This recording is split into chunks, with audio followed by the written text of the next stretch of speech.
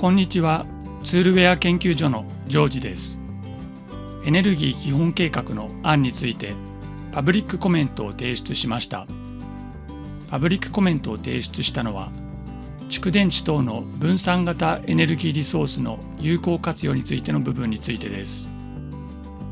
家庭用蓄電池の普及拡大について言及されていたので、自分の経験から改正してほしい点をコメントしました。家庭用の蓄電システムの目標価格はキロワットアワーあたり7万円だそうです。少し古い数字ですが、2019年度の工事費込みの家庭用蓄電システムの価格はキロワットアワーあたり 18.7 万円です。作成した意見をフォームに貼り付け、内容を確認します。行番号1473から1498を指定して提出しました。実際に 11kW のパネルと 15kWh のバッテリーを運用していること、YouTube で公開していることもコメントに入れました。費用について 1kWh あたり3万円以下ということも紹介しています。提案した内容は2点です。1点目は蓄電池の容量についての規制緩和です。現在は消防法の規定で 4800Ah セル以上の蓄電池は規制の対象となります。私がいつも使っているリン酸鉄リチウムバッテリーの場合は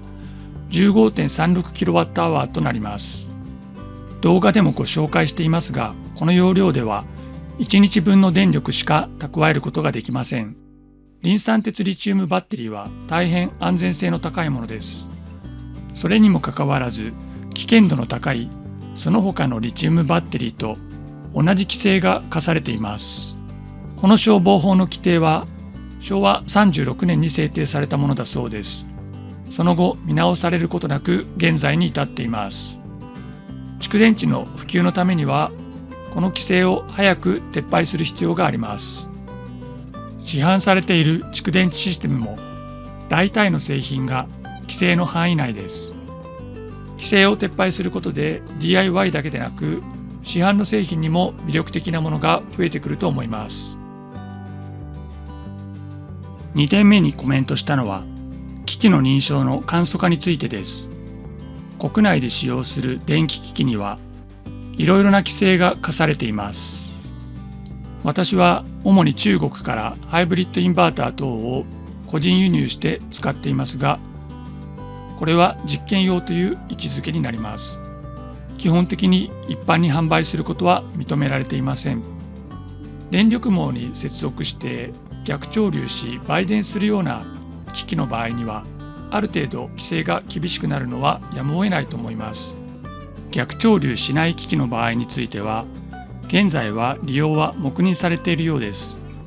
こういった機器をもう少し簡単に使用できるようにすることが、より安い機器の普及のために必要だと私は考えます。具体的な方策として、海外で認証されている機器については、国内でも利用できるような相互認証の制度を導入してもらいたいと思います。実際には各種の利害関係や国内産業の保護といった点からこの主張が認められることは難しいと思いますが、携帯電話のようなガラパゴス化が再生可能エネルギーの分野でも起きないようにするためには、海外製の機器を簡単に使えるようにすることは必要であると私は考えます。以上、パブリックコメントを提出しました。今回の動画は以上となります。ご視聴ありがとうございました。ツールウェア研究所のジョージでした。